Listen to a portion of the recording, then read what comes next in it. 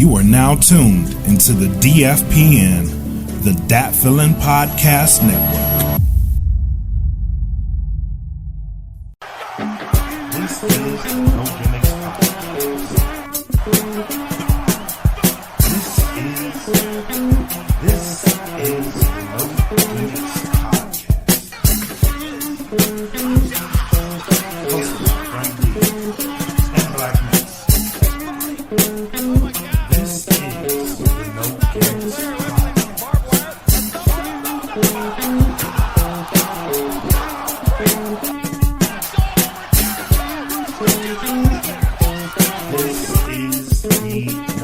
Gimmicks Podcast. Ladies and gentlemen, boys and girls, children of all ages, welcome back to the No Gimmicks Podcast here on the DFPN, hosted by Blak Makk and Frank D. Listen, tonight we're going to be 100% real, as we always are, 100% of the time, as we always are. What you see on my shoulder, ladies and gentlemen? Yeah, what you see on my shoulders, ladies and gentlemen, is the #1 championship in sports entertainment, and that is the WWF Championship. Go ahead. Get your shit out the way. Go ahead, get your shit off. Hey, get your shit off. Go ahead. Hey, it's the WWF Championship. It's the most important championship in all of sports entertainment. The lineage of this championship goes all the way back to Nature Boy Buddy Rogers, Bruno Sammartino, Hulk Hogan, Randy Savage, Bret the Hitman Hart, Stone Cold Steve Austin, Shawn Michaels. The list goes on and on. And there you have right there with the Blak Makk, the Universal Championship that started off as a red fruit roll-up looking belt. Yeah, get your shit off. Get your shit off. Oh, go ahead. And by the way, since we're getting our shit off tonight, I'm drinking the Stone Cold Steve Austin IPA while we're doing the show here. Yeah, I hope it tastes great. I hope it's everything you need it to be. Because, ladies and gentlemen, it tastes just like Texas, boy. Yep, dry and full of ass. But oh no, it was just storming outside. You can't say that. No, it ain't. It was just storming outside, so you can't say that. No, it ain't. It's only your part. But what you looking at on this shoulder, ladies and gentlemen, forget what he's got on his shoulder. Forget what he's got on his shit. Because what you're looking at is the most relevant title belt in the WWE today. This belt is keeping the company afloat, ladies and gentlemen. It is holding the electricity together. It is on our tribal chief, and he is single-handedly bringing the business back to where it needs to be, in the prominence of the people's eyes, the greatest heel in the business today. What's on his shoulder? Just a belt for has-beens, people that still at these local Comic-Cons doing signings and, losing hair and looking like orange peels and shit. You know what I'm saying? That's the belt that he is holding. Lineage aside, it's full of has-beens. This belt, really full of has-beens. Full of has-beens. The championship belt of the most popular time in the history of the business, the Attitude Era. You can't tell me that right now, current day WWE, with that thing you have on your shoulders, you can't tell me that right there is better than this, because that would be full of shit. Hey, but you know something? You are in California, so you might be full of shit. Oh, don't say that. Don't say that. We'll get to you in a minute about California when we get to our AEW segment. We'll get to you. Don't worry about that. Don't worry about that. But we digress. Before we get into the show, we got a good show for y'all tonight, ladies and gentlemen. Again, welcome to the No Gimmicks Podcast. Let's get into the sponsors tonight. So shout out to the plugs. Get the plugs. Go to www.gettheplugs.com. Enter in code DFPN10 for a 10% discount. Also, shout out to Audio Swim and Premier Element UAE. Subscribe to our Bandcamp. We got a lot of good music out there. MRK Mondays, every Monday, a new track until he decides he don't want to do the shit no more. So go to www.bandcamp.com, search for Dat Feeling, or you can just go to datfeeling.bandcamp.com. This show will be available in its entirety on Patreon, video form and audio form, so make sure you go there with no interruptions, no ads. You don't have to hear me yapping about all these great services that we provide. Go there. Yeah. And you Yeah. Great. Look at here. Hold on. Check it out. Done. We got one more. We got one more. Go ahead, because I got to get in your ass about something. Go ahead. I know. Go ahead. Go ahead. Go ahead. I know where you're going. I know where you're going. All right. Also, so here's the thing. Yeah, go ahead. Hold on. Sell your merch. That's right. Available in spring. No gimmick line just dropped. Go cop it. Now, get in my ass. Pause. Yeah. So here's the bottom line. Okay, baby. When I'm doing the Dusty Rhodes skit, I don't need to hear you pop in podcast. I'm like, you just fucking fucked up the whole skit. If you were at the WWE, they would have fired your ass. You know what you do? You take your ass over to the Patreon, and you don't have to hear me interrupt the skit. Take your monkey ass over to the Patreon. You're up here you don't fucking. Have to worry about me dancing all in the videos. Yeah, because that's exactly what you're doing. You're the fucking executive fucking producer want to be tap dancing and all the fucking video all over my shit. You know what I mean? I did that purposely, by the way. I bet you did. Take your ass to the Patreon. Go to the Patreon. You don't have to hear this shit. Yeah, it was a bunch of bullshit.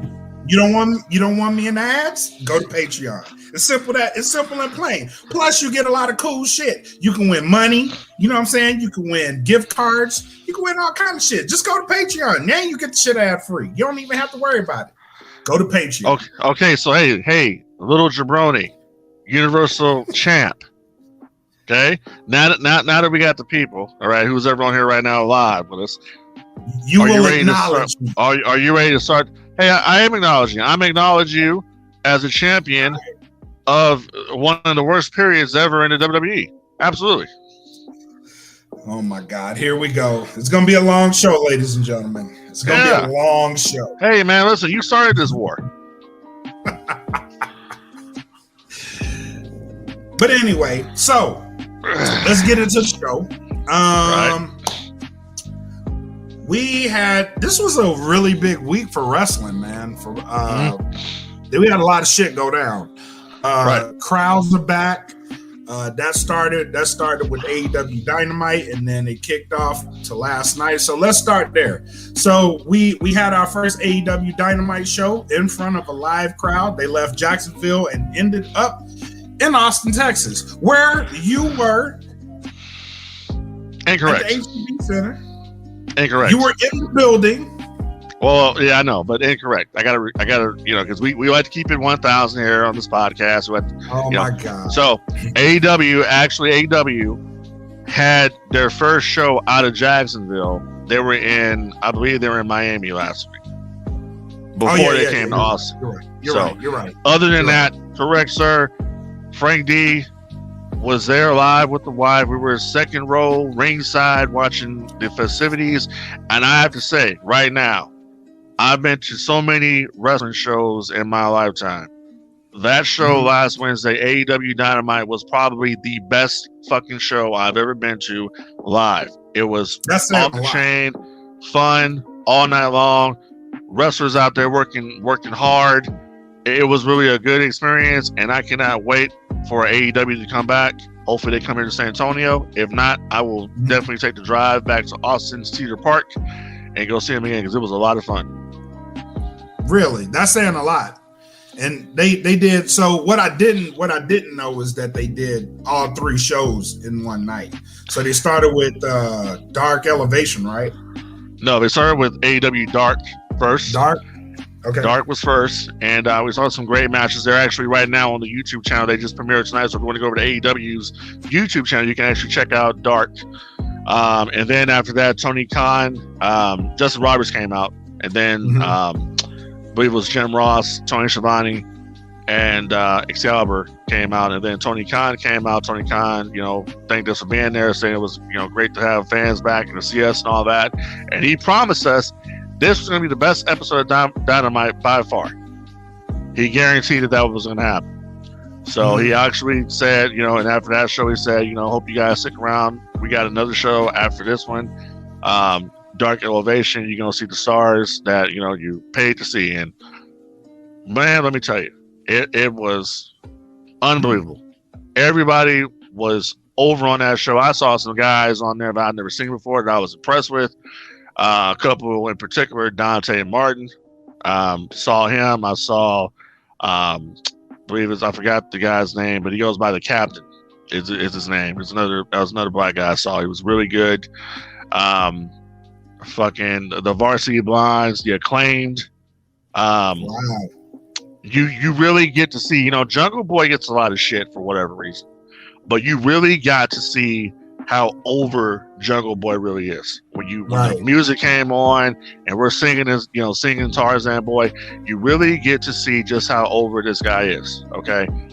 Darby Allin's another one that's killing it. Massively over. Yeah, he's killing it. Yes, over. Hangman Page, killing it.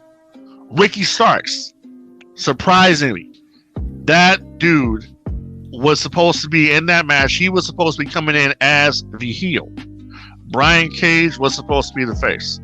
Yep. They switched roles because the fans were so behind Ricky Starks winning that match. Unbelievable right there. Another guy that really impressed me, seeing him in person, was Lance Archer. He completely killed this fucking guy he was in the ring with. Another guy to look forward to for big things in the future for him is Powerhouse Hobbs. Oh yeah, I'm real high on Powerhouse Hobbs. That dude is a fucking future world champion, no doubt. He has the looks, he has the whole psychology of it down. It was unbelievable. And then Malachi Black, the Malachi Black Cody segment. What's kind of funny about that segment is that it's pitch black on TV, but when you're there, I saw them. It. Yeah, you can see. Yeah. So, because a lot of people are asking, because I posted that video on my YouTube channel, and somebody was like, he's like, I don't want to be rude, man, but I gotta know, like, where the fuck was he? He was on the ring, but he did it so quick. He did it so quick. I'm like, what the fuck? And then I saw him right in front of me. I'm like, what the hell? Because it's like I say, on TV, it's pitch black on TV. It doesn't come off that way when you're there in the arena. So. It was a good experience. Another two guys I'm gonna mention right now. Well, actually, a couple guys that are actually pretty over. Penta over like a motherfucker. Yep. All you heard all night was Sienna, Miedo, all fucking night long. That's all you heard. Eddie Kingston, another one, over like rope. You feel me? Wow. Big time over. John Moxley, over. Okay, the Elite, like it or not, over. Yep. So everybody got a reaction. Luther got a reaction. There's a female on the roster who, after seeing her work, I'm very high on. Who's that? I'm thinking to myself, I'm about to tell you. I'm thinking to myself, they need to bring her to the Dynamite TV show and give her a storyline. That is a girl named Abaddon. She is the living dead girl.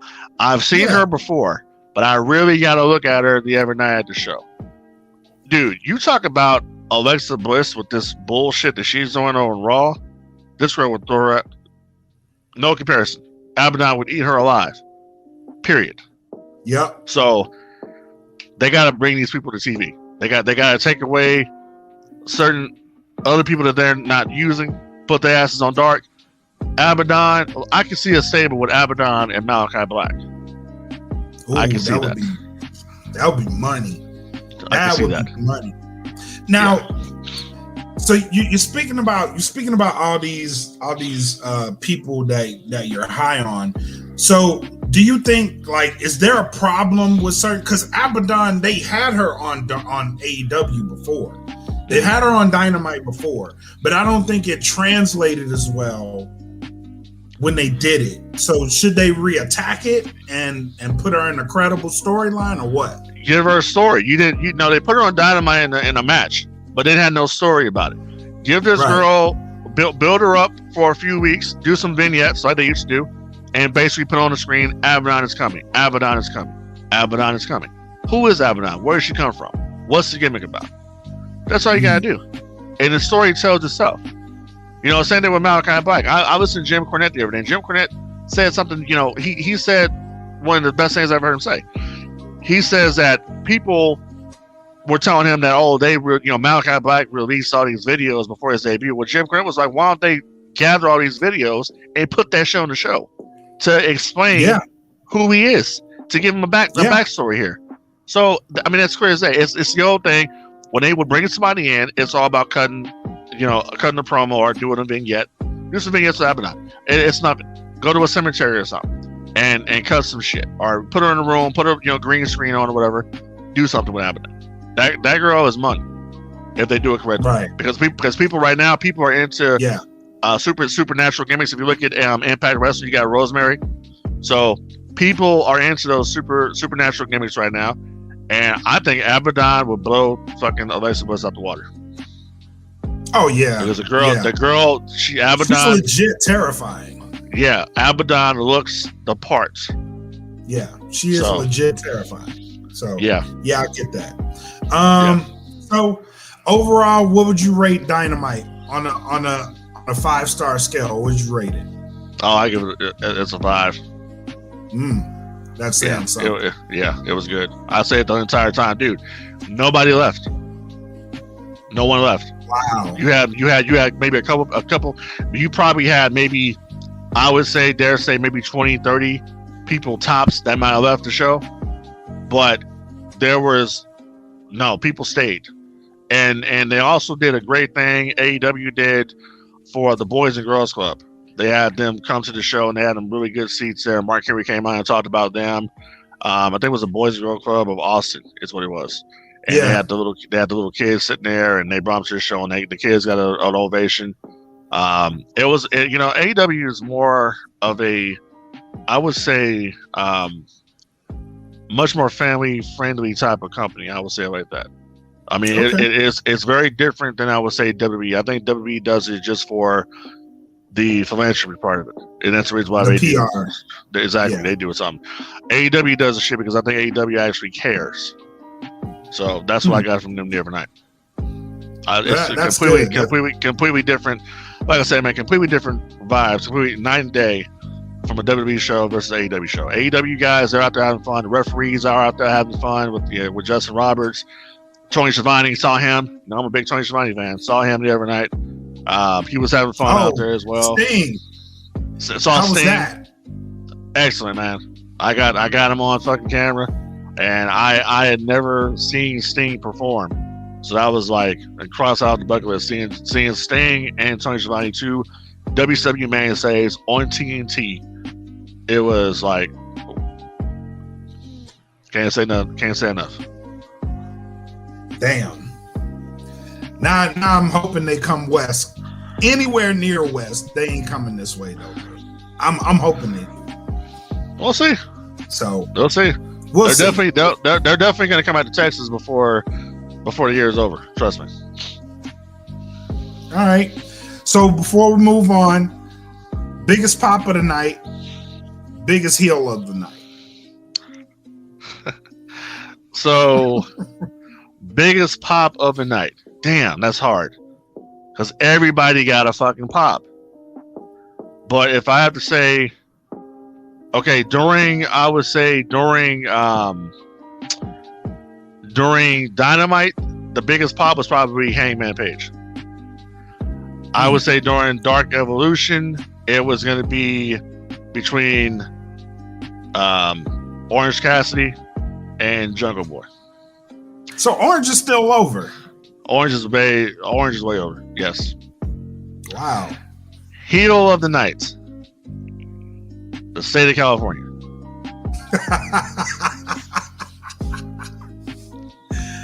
Why is that? Texas just don't like California? Listen, Texas hates California. All right. They don't necessarily hate Californians. But it's not like when they were saying, "Oh, is anybody here from California tonight?" I was about to say, "Yeah, motherfucker, West Coast." Like, nah, I'm gonna shut the fuck up because they booing the shit out of people in there. So I don't want to be the target. You know what I mean? So get that motherfucker. He's from California. Exactly. Yeah, exactly. So yeah. Goddamn city slicker. Get out of here, boy. Yeah. They always say right there, man, don't California my Texas, you feel me? Yeah. So don't what they say, don't California my Texas, and don't bring your liberal ideas to Texas. Because they'll shoot that shit down. Mm-hmm. Open carry. But next topic, let's move on. Slammiversary.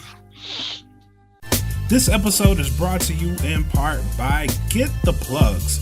Go to www.gettheplugs.com and enter in code DFPN10 for a 10% discount. Liking this show? Follow us, subscribe to this channel, and follow us on Patreon at www.patreon.com. Now back to the show. Slammiversary. Did they deliver? I only saw one thing on that show because I didn't see the show, but I saw one thing on the show that was very interesting to me, and it's something I wanted to see for a long time. And it was during the finale of the show when Kenny Omega had, I guess he defeated Sami Callihan, and they're in the ring with the Good Brothers and Don Callis, and they did that too sweet. All of a sudden, over the PA, you hear the Buuuuut Club for life. Music starts, but then you hear the Switchblade, and then out comes fucking Switchblade Jay White, the leader of the Buuuuut Club, the leader of the real Buuuuut Club. So I saw the footage, and he gets in the ring, and Gallows is like, "Nah, man, he's cool. You know, he's cool." So they all put the too sweet up like they about to do the too sweet, and then fucking Finn Juice attacks. Yep. But I wonder what Jay White was about to do, because Jay White had that belt. So I don't know if he was about to take a swing at Kenny, but it was something about to happen. So and then I saw the spoiler alert, people, that Buuuuut Club actually has a new member in Chris Bay. Yeah. So Chris Bay is now officially a part of the real Buuuuut Club. This ain't the Elite. This is the Buuuuut Club. The Buuuut Club. This is the Buuuuut Club. The real deal is in Impact Wrestling, and this will definitely translate. Mark my words. This is going to definitely translate over to AEW. Oh yeah. Now is the important question, because we have All Out coming up. Correct. Right? We have All Out coming up. We have Fight for the Fallen coming up. There's another Impact pay-per-view coming up. Bound for Glory. So, yeah, Bound for Glory. So they're teasing. So they've already teased that New Japan, AEW, who else? Triple A. They're all going to be involved in Bound for Glory in some form or fashion. Now, is the shit going to come to a head there? Because yes, yes, this is going to be, and this is going to be interesting because this is going to take the brain thrust of all the promotions coming together. We're going to see stories being built. So stories are going to start being built that everybody's going to get a payoff in this. So you're going to see the story. The story is starting on Impact. Eventually, it's going to make its way to Dynamite. Eventually, it's going to make its way over to AAA with Andrade.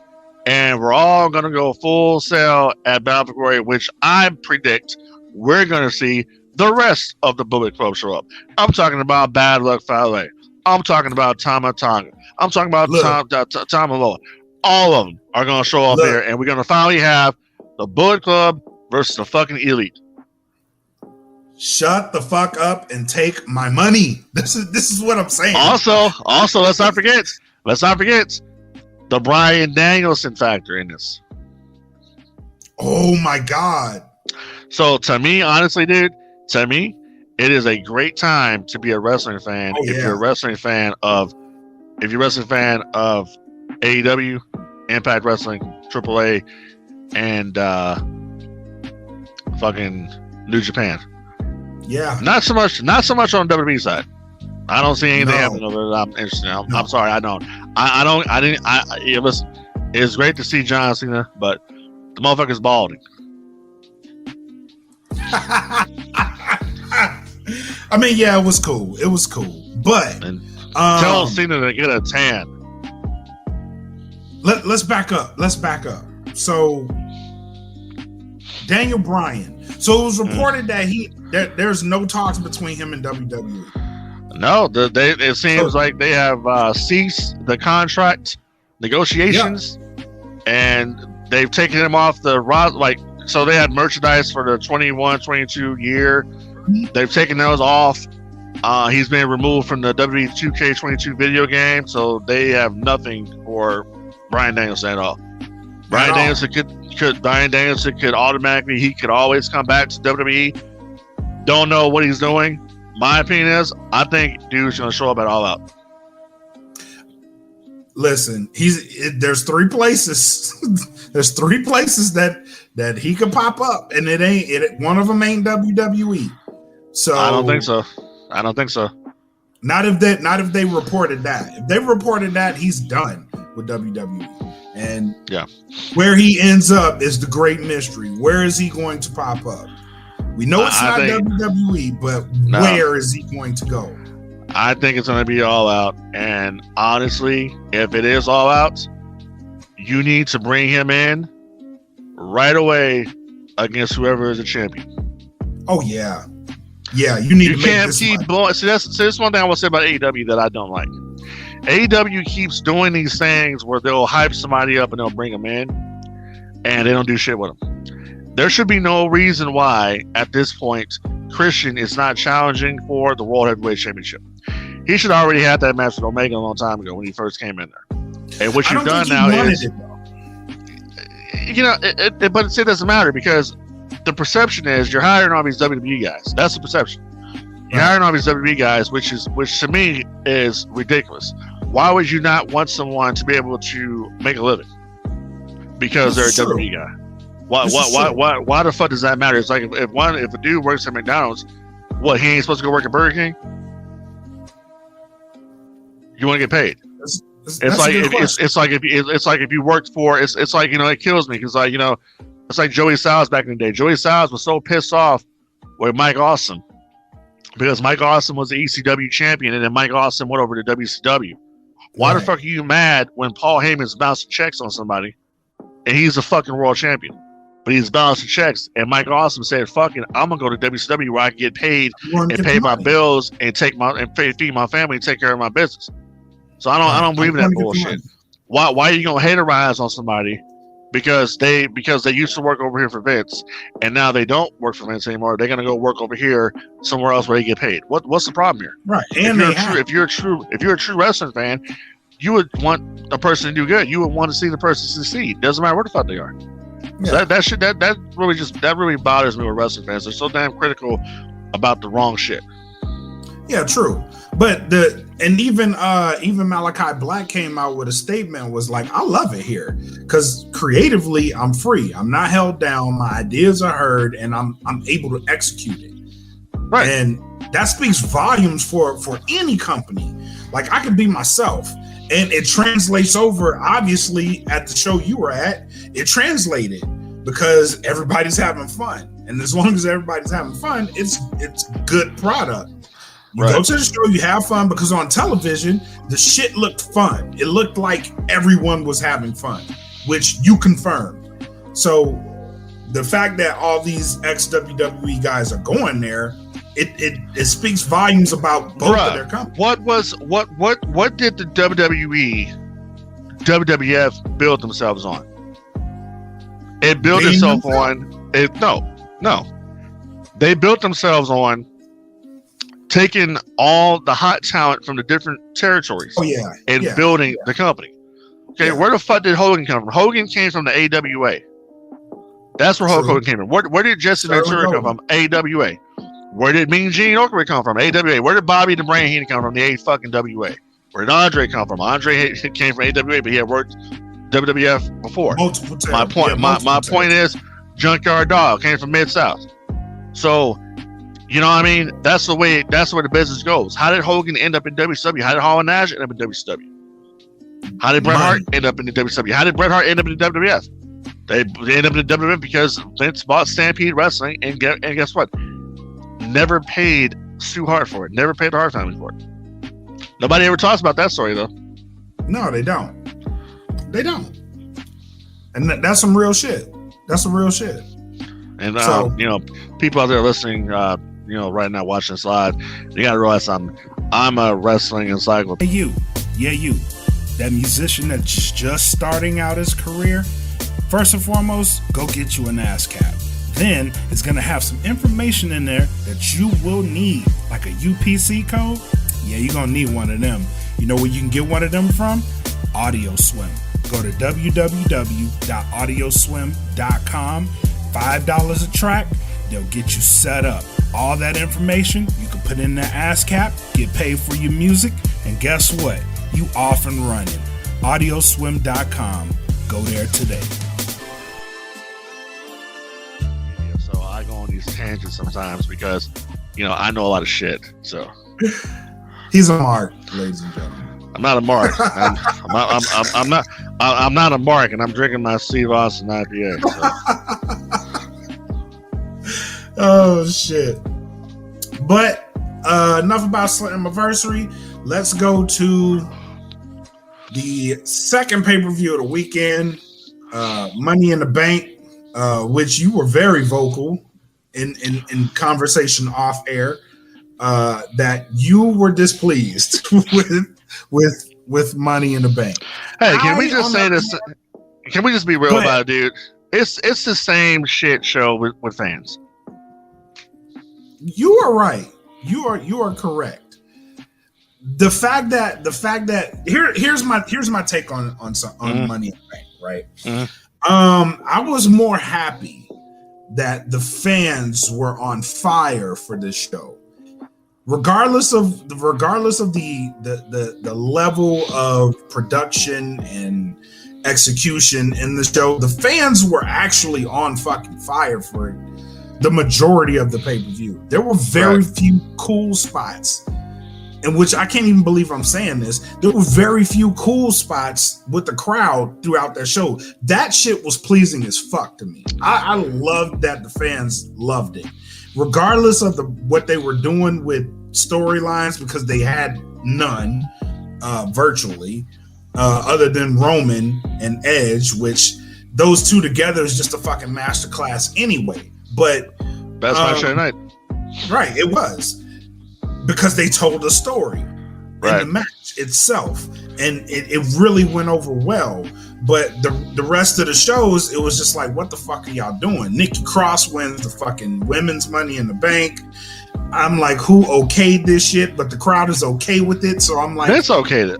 You know what's funny? Let me tell you something about that right quick. So, you know, when I'm watching this shit, I started watching like in the middle of the Usos versus Mysterios on the Money in the Bank, you know, the kickoff show. That was actually a decent match. No, it was. I just don't like the fact that the message just ends that, oh, get a DUI, you get a tag team belts. I didn't like that either. I told you. Yeah, that I don't right like off that. The bat. Yeah, I was like, I hate this. I hate this. But they're gonna do what the fuck they want to do, so whatever. But so you know, we move on to the actual pay-per-view, and then you go to that Money in the Bank match with the women, and Nikki didn't get really any reaction when she came out from the fans. No, she didn't at all, and she ended up winning it, and it popped because it was a surprise. It was something that they weren't expecting to happen. Right. Let me ask you a question. This is one thing that we haven't touched upon yet since we've been doing the podcast. What is your opinion on the return of Zelina Vega? You know what? If you would have asked me a month ago what I thought of it, Zelina is destined to fail in this company, and they're going to find a way to bury her because her husband is in AEW now. That was my honest opinion. Coming out of Money in the Bank, my feelings ain't really changed that much. They're still going to find a way to bury her.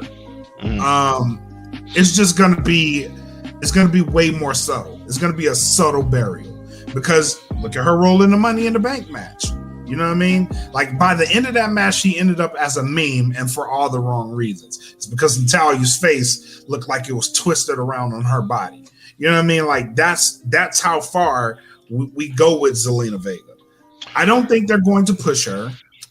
They put her in a little tit for tat talking feud with Liv Morgan, and I think that's just to get Liv Morgan over. I don't think it's gonna do anything to help her.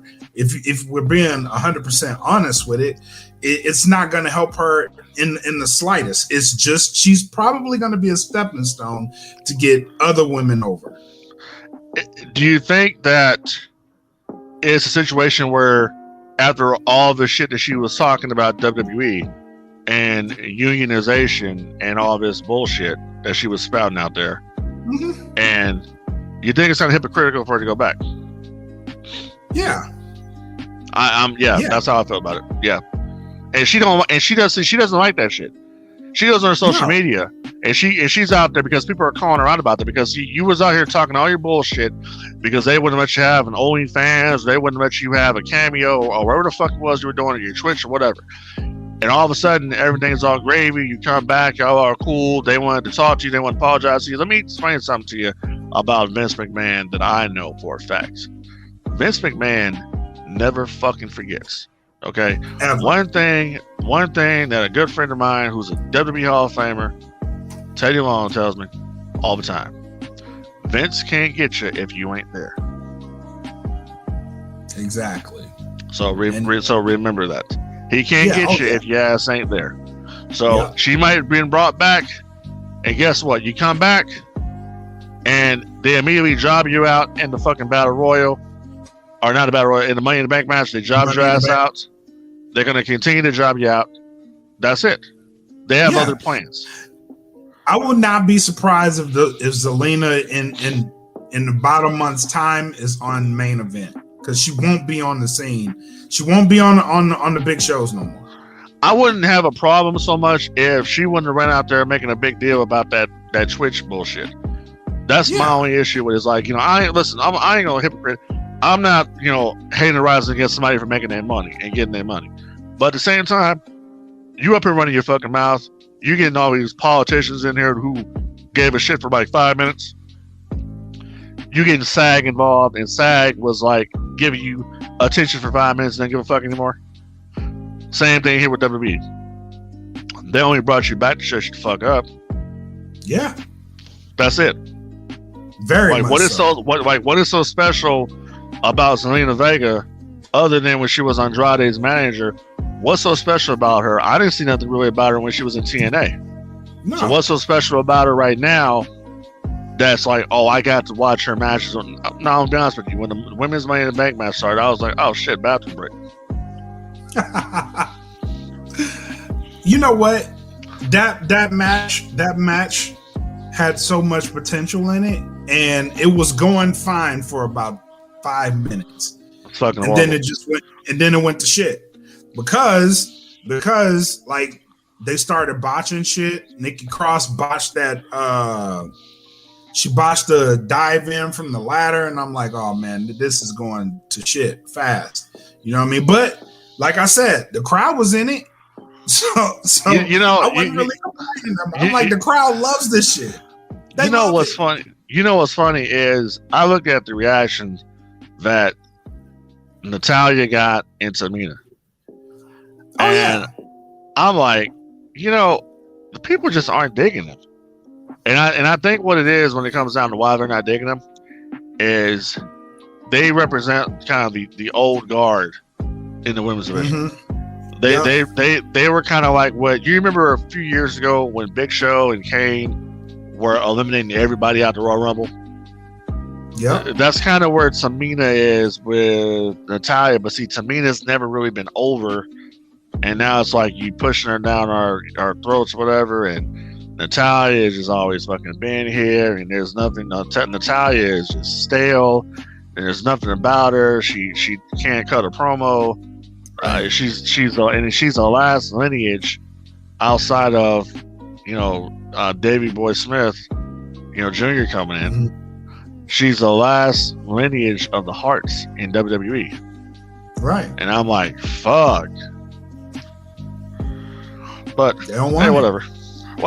They don't NWO for life. They don't want that shit. We don't want that shit, Sharif. Go somewhere over there with that shit. That's what they pretty much saying. We don't want this shit anymore. Give us something refreshing. We don't want it. We don't want what y'all trying to give us. We're tired of it. Yeah, we don't want this shit. We're fucking tired of we're sick and tired of these females. They're so tired of them. If they was in WCW, they would have been lost in the shuffle because the American Dream would have made a show of it, baby. Oh my God.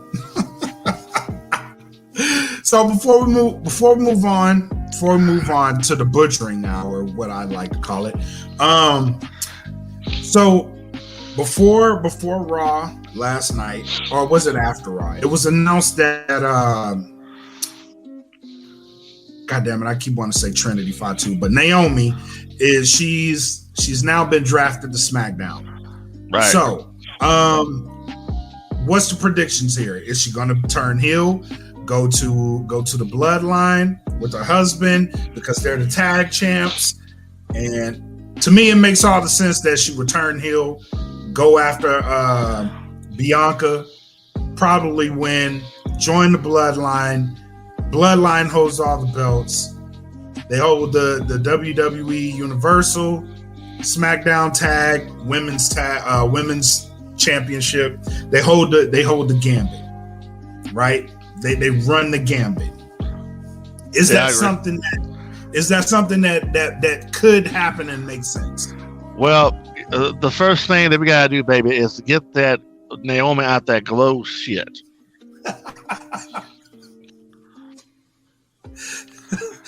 Take off the glow in the dark paint. We gotta take off that glow, baby. It's like soul glow. You dig? We gotta take off that shit. You know what I mean? We gotta get her off that. We gotta get her down to them Polynesian roots. You know what I mean? We gotta get her Samoan roots, baby. We gotta get to the pay window. We get to the pay window. No, but real talk. No, real talk. They need to turn her heel. Oh yeah. This glow shit, I'm just sick and tired, and it's not a racial thing, but I'm just real sick and tired of every black person has got to be shucking and jiving and tap dancing and shit. I'm sick and tired of seeing it. The nation of domination didn't have to shuck and jive and tap dance. You never saw Ron Simmons on that shit. Hell no, we just gonna come out. We dressed in our shit, and we're gonna whoop your motherfucking ass. That's what I want to see. This episode is brought to you in part by Premier Element UAE. Go to premierelement.com and get that representation that you need today. You need a copyright? Go there. You need someone to represent you while you getting your career off the ground? Go there. I promise you, you will not be disappointed. They take care of you there. Remember, it's premierelement.com. But she gotta go overboard. She gotta go overboard and gotta go out here and fucking dance, tap dancing and shit, and all this other bullshit that you ain't gotta do. Naomi has a marriage where Naomi can go out there and fucking kick ass. It's time that she's done. It's time to drop the fucking glow. Fuck your glow. I'm tired of the glow. So I'm coming out there like this fucking Soul Train or some shit, and just go out there and whoop ass. And I think it'll change the attitude for her with the Bloodline. I like that idea. Put her with her fucking husband. Yeah. Because all Naomi got right now going for her is that gigantic ass. But at the same time, put that ass in play. They ain't gonna do that. If you will. They ain't gonna do that. I mean, she be hitting people with it. You know what I mean? She be, but that's as far as it's gonna go. Although I will say this, I think the WWE is starting to transition out of the PG era subtly. Oh, you mean because of Charlotte with a middle finger and Bobby Lashley saying bullshit? Well, last night John Cena said asshole. John Cena said asshole on a 5-second delay. Yeah, they did. So did he really say it? He said it. Same thing with Charlotte. They can't be like AEW and say the shit, because AEW would have just said asshole. The only one they won't say is they won't say the F word. Okay, which we all know the F word is fudge. They won't say it. All right. So they won't let them say fudge, but you can say fuck, but you can't say fudge. Mm-hmm. But if you will. But I think they're starting to test the waters a little bit, try to get themselves out of the PG era. But yeah, it's no AEW. It's no AEW. No. Like AEW be like shit, goddamn, asshole, middle finger. You know what I mean? No. Like they go all the way. No, baby, we can't go that way. No, we can't go that way, baby. We're publicly traded. No. Who gives a shit? You know how you publicly trade better? Do that shit. You want me to buy more of your stock? Do that shit. No, but then this is what happened. So if they wouldn't did that shit, they will have Mattel coming in. This is Dan over here at Mattel. Yeah, so we were watching your Monday Night Raw branded show last night, and did Mr. Cena say asshole? We can't have that. Yes, sir. So we're gonna pull our sponsorship for next year's WrestleMania because this is ridiculous. We got millions of kids watching. Kids that like our dolls. You know what? You know what my conversation will be? Look, bitch, we got an 18 to 45 demographic that we fucking losing right now. We getting killed in this demographic. You know what? Fuck your toys. Fuck your toys. I know plenty of toy collectors that's in their 40s, motherfucker. This is my responsibility to my shareholders. Click. Somebody gotta have some balls over there, bro. Like somebody gotta have the balls enough to be like, this shit ain't fucking working. Fuck this IPO bullshit. Put the shit out. Let's be ourselves. Cause we're catering. We got a whole female fucking Goldar winning the fucking Money in the Bank match, bro. Like, what the fuck are we doing? What are we doing? Did you just seriously call Nikki Ash Goldar? Yeah, she's a female Goldar. From the Power Rangers? Yes.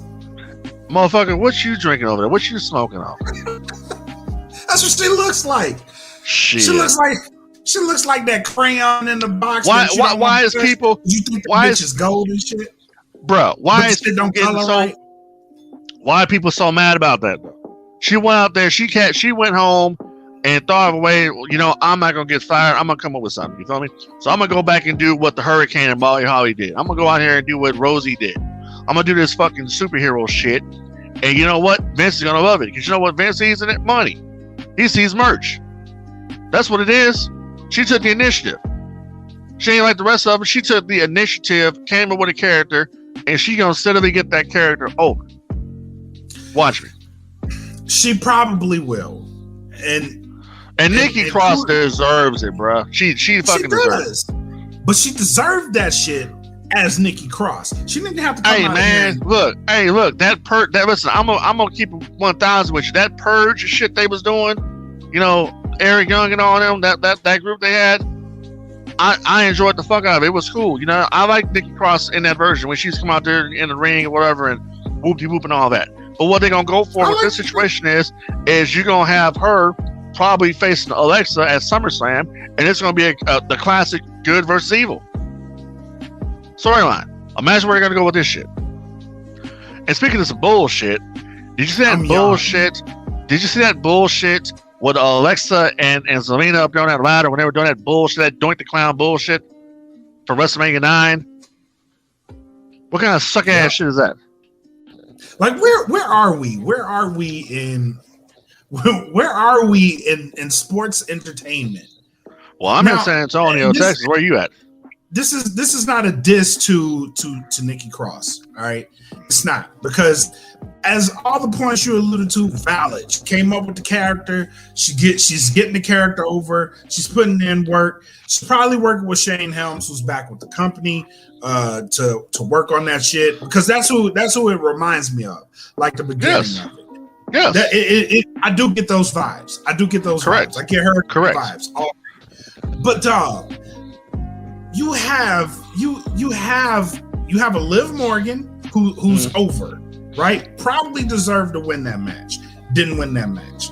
Like, all right, what are we're really pushing this as a merchandise move, right? Yes, because it's going to sell. How much money? No, but hold on a second. How much money can you make on Liv Morgan? What does she bring to the fucking table? What does she bring to the table? What does she bring to the table? Just like that goddamn parrot looking Sonya Deville. What does Sonya Deville bring to the table other than the fucking fact that she came out and said she was gay? What does she bring to the table? Nothing. A new market. She brought a new market. Shit. A new market of what? She brought the LGBTQ community in. That's gonna be complaining like a motherfucker when she gets beat. Oh well, fucking hearts get broke, motherfucker. Don't nobody have a right to tell me shit. Hey, come out there and turn. Hey, I ain't gonna be too many. I ain't gonna be too many. Hey, I ain't gonna be too many more of you motherfuckers. God damn it. God damn it, Sean. Damn it. But no, I'm saying, like, there's so many more. Like, to me, I want to reward the person that put in the work, right? Liv Morgan put in a shit ton of work. Nikki Cross been putting in the work, bruh. She been putting the work in since fucking NXT. Yes. Let the girl get her time to shine. If it's meant to be, look. Then they wasn't Liv Morgan in that angle a while back? When they were trying to do that whole thing with her and what's his face, fucking Alana with Lashley. Yeah. Okay. Yeah. They tried that shit, right? It didn't go anywhere, and they dropped her. That's not her fault, bro. That's not her fault. But if you look at the two of them, you got to go with the crowd favorite, bro. I'm gonna go with the crowd favorite. Okay, and you know what the crowd favorite is? The crowd favorite is gonna be the motherfucker that wants to run into the elbow. It ain't. You think it ain't gonna be Liv Morgan? Liv Morgan will run into that elbow. She'll go with you to the pay window. Hey, anybody, listen, anybody that had out there, all right, anybody that fucking had out there, it doesn't fucking matter. Okay, the right person went over in the match. Now, I don't know if it's the IPA talking or if I'm getting a little buzz, but the bottom fucking line of it is that the right person won. It was for money. Whatever. Meanwhile, the men's Money in the Bank put over a great fucking match, spot fest all fucking match, and the right person won. How the fuck you can't do that in the women's match? Because the women, as Sasha used to go out there and say, the women, they're not as over as the men. They can't go out there and do what the men do. You can put the women in a Hell in a Cell match, you can put them in a Money in the Bank match, you can put them in a ladder match all fucking day long. They're not going to be able to do what the men do. And that ain't no sexist comment. That's just being real. That's 1,000 right there. Bullshit my ass. Charlotte and Rhea was a great fucking match. Great fucking match. They can. Hey, you know what? You got your opinion, and I got mine. All right, we'll leave it there. We can debate. It's just like, hey, you know something? I'm another thing real quick. And the guy and one of the homies in the group, Michael Blake, knows exactly what the fuck I'm talking about right now. Your little bullshit that you do. You remember a couple weeks ago when I brought up the fucking tag teams and I was talking about how Demolition was better than the Road Warriors? Yeah. we're gonna have that fucking debate one of these days. Because I'm fucking sick and tired of people coming up to me all the time talking about how damn good the Road Warriors were. Fuck that. Demolition all the way. That's a whole nother podcast. Demolition all the fucking way. Destroy you on it. You ain't gonna fucking do nothing. You ain't gonna wreck me. You ain't gonna wreck nothing. You ain't gonna wreck nothing with that fucking little paper champion belt you got over there. Moving on. Last segment. The fragility. We need to create a phrase. This was a well, first of all, little jabroni, you want to go on to another segment? Well, we haven't even talked about the main event between Roman Reigns and Edge. Okay, we haven't talked about it. We haven't talked about the fact that these two put on a hell of a fucking match. They did. That Roman went out there and dominated the motherfucker. We ain't talked about how Lashley dominated and squashed Kofi Kingston. We ain't talked about how I was trying to John avoid Cena. that one. That hurt John Cena came. John Cena came out there, fucking took his hat off, and you can see the bald in him, but he took his hat off anyway. And ran across the ring with no fucking tan, and says, "You can't see me." Now we can go to Monday Night Raw. You know why? Yeah. You know why? Because I'm draped up and dripped out. Know what I'm talking about? Go ahead. Lord Jesus. We got to find you help. The man needs help. He's gone Scott Hall on us tonight, ladies and gentlemen. Oh, that's fucking bullshit, man. That's bullshit. That's bullshit. To Scott Hall is bullshit. Oh, and by the way, you know what? Sobriety gets rewarded. I'm gonna say this real quick. Sobriety gets rewarded, and congratulations to Jake the Snake Roberts on his continued success with his sobriety. The man just signed on for another 2 years with AEW today, and congratulations to Jake the Snake Roberts. That's a hell of an accomplishment. Congratulations! Hell yeah! Hell yeah! Congratulations, man.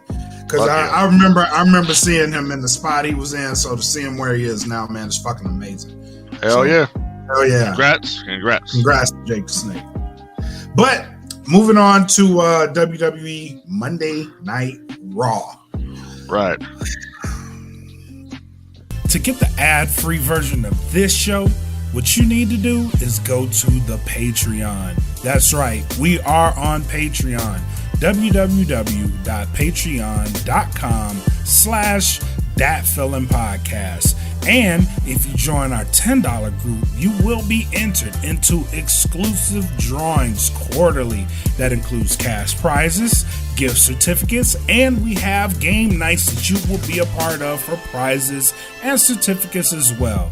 So remember, go to Patreon, www.patreon.com/thatfillinpodcast. Enjoy the rest of the show.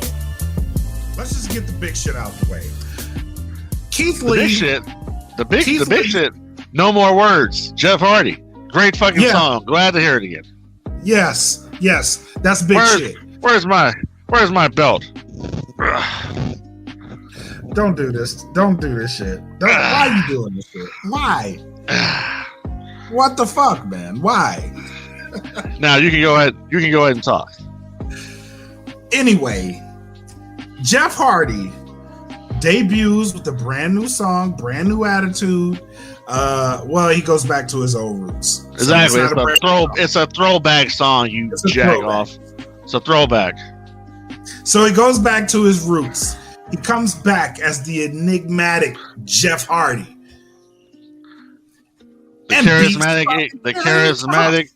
charismatic Enigma. Yeah. Versus the NXT champion. And I'm gonna tell you right now, I was happy, so happy and satisfied with him beating this fucking overhyped Karrion Kross. I was happy as hell to see it. Oh fuck yeah! Oh fuck yeah! Fuck yeah! This is a horrible look. It's a horrible look. You know what it showed to me right there? What I said a long time ago. Vince don't give a fuck about NXT. He don't. You give a obviously shit. don't. You People's up obviously there. don't. People up there talking this bullshit all the time, talking about, well, it's NXT and yeah, Vince pays for it, you jackasses. What part of insurance saying? Vince pays for it. Vince says, I need new bodies up here. But I'm not gonna. Jeff Hardy is a multiple-time world champion. Oh, hey, let's bring that Cross guy up here.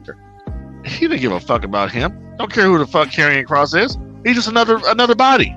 You give a fuck about that championship, buddy. My championship that I have in my right here means more than that shit that Karrion Kross has around his fucking waist. And there it is. There it is. That's the truth. There it is. There it is. Don't give a fuck. You don't that care. is the fucking truth. That is the truth.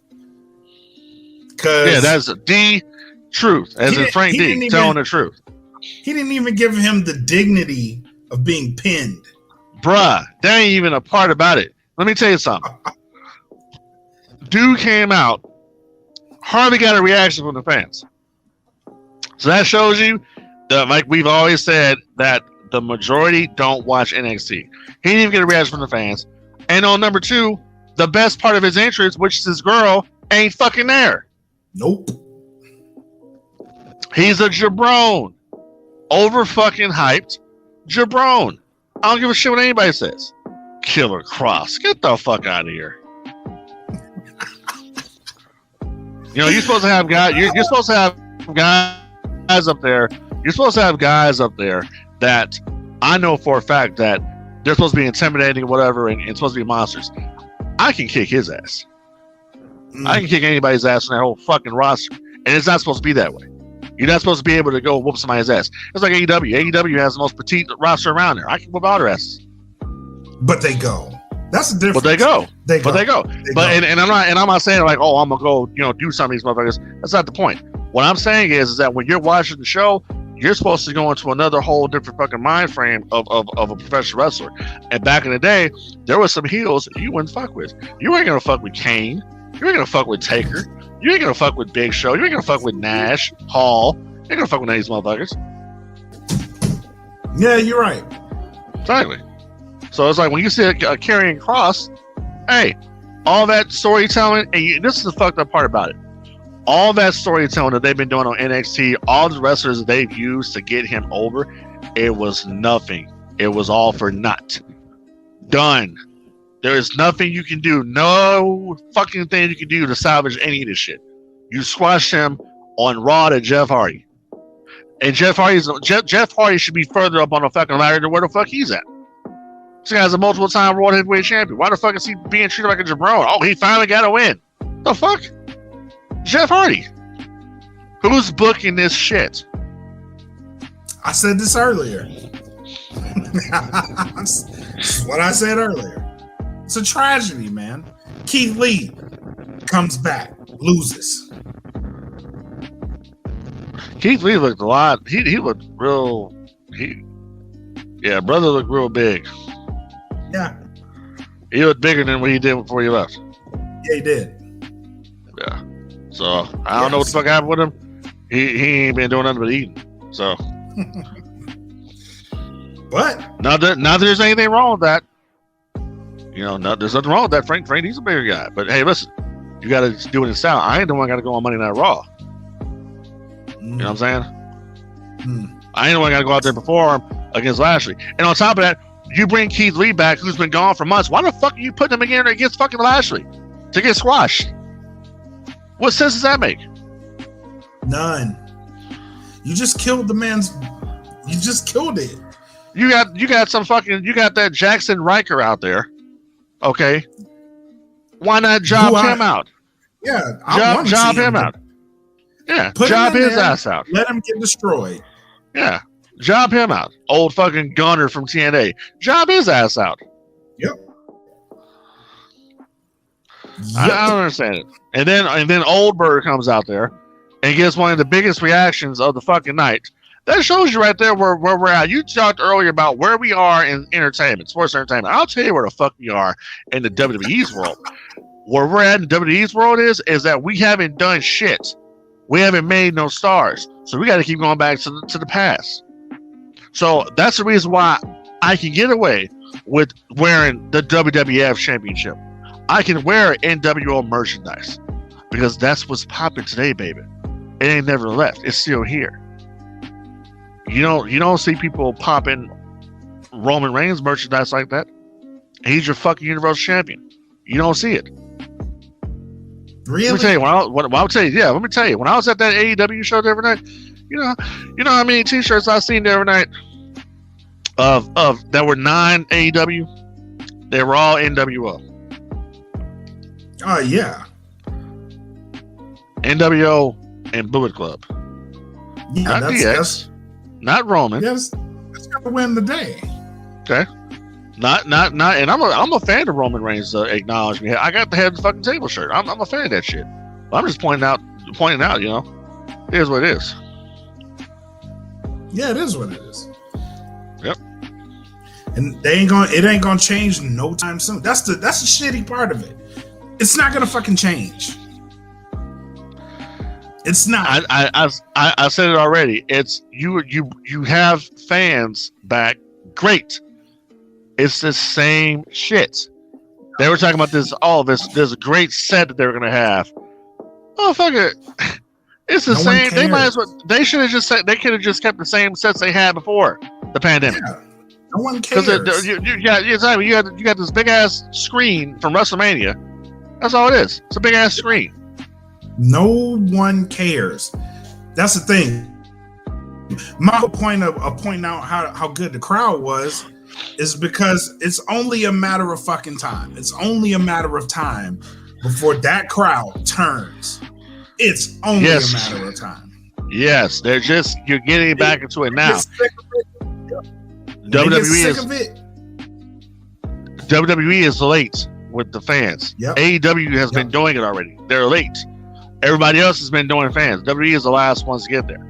And it's still the same shitty product. Okay, you infuse, you bring John Cena back for this show, a couple more shows, whatever. You got John Cena probably until SummerSlam. Probably, yeah. That's it. Goldberg, same thing. They'll boost the rating. That's it. What do you got after they leave? What do you have after that? Nothing. Yeah, I mean, you got Karrion Kross. Yeah. Who you're gonna bury some more.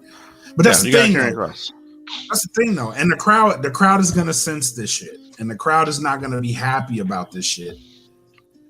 And it's gonna be bad. It's not like AEW, right? Where you go to an AEW show, you're gonna be engaged. At some point and it even happened in Money in the Bank.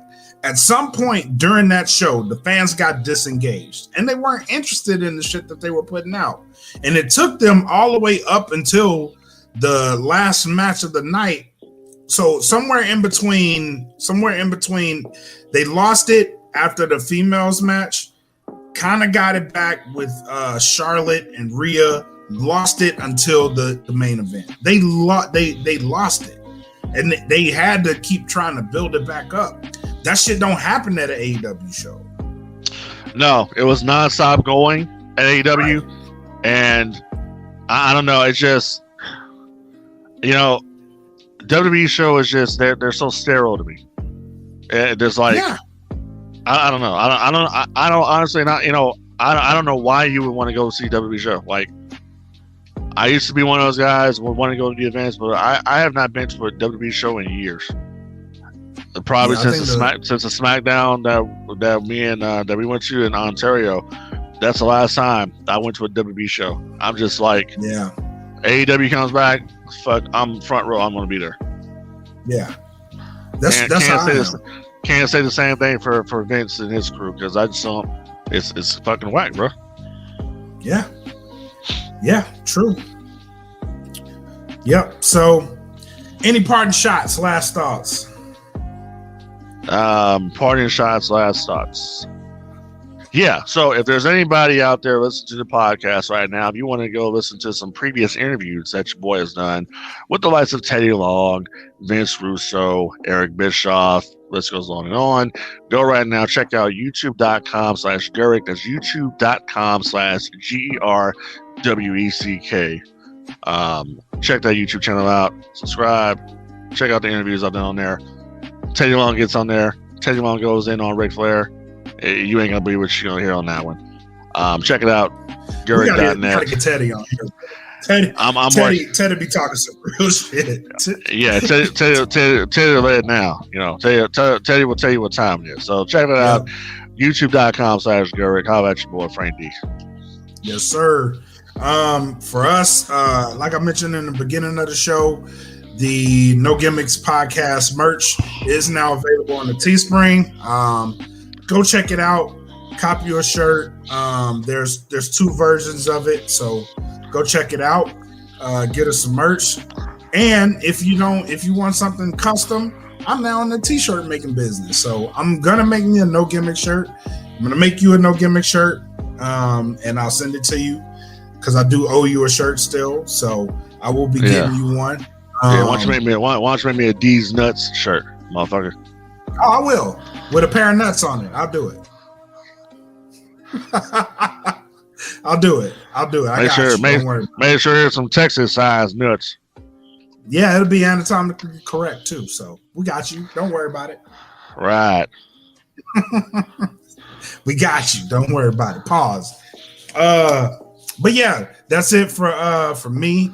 Thank you guys so much for tuning into the show. If you missed the show, don't forget you can catch us on the podcast, anywhere podcast streamed. So go to any podcast streaming platform, type in the DFPN. It probably will be the first show up because I plan on uploading this soon. But check out all the shows. We got a whole bunch of good ones on there. So yeah, man. If you got nothing else, I got nothing else. The only title that matters. Why you do this shit, bro? Why? It's the only title that matters. Why do you do this to yourself? Yeah, it's the only title that matters, man. All right. It don't. You know why? You know what that means? It is the World Wildlife Federation title. That's what your title means. World Wildlife Federation. That is what you're holding right there. Oh, is that right? Congratulations. Yeah, congratulations, you fucking tree hugger. Oh, wow. And on that note, all right. On that note, for the black Makk over here, that's yeah. I got nothing for that. I'll have to. I'll have to get you on the next one. Because I got nothing. I got nothing for that, but I'm gonna get you for you. You fucker, you. All right, man. Thank y'all for tuning in to No Gimmicks. See y'all next time. Peace.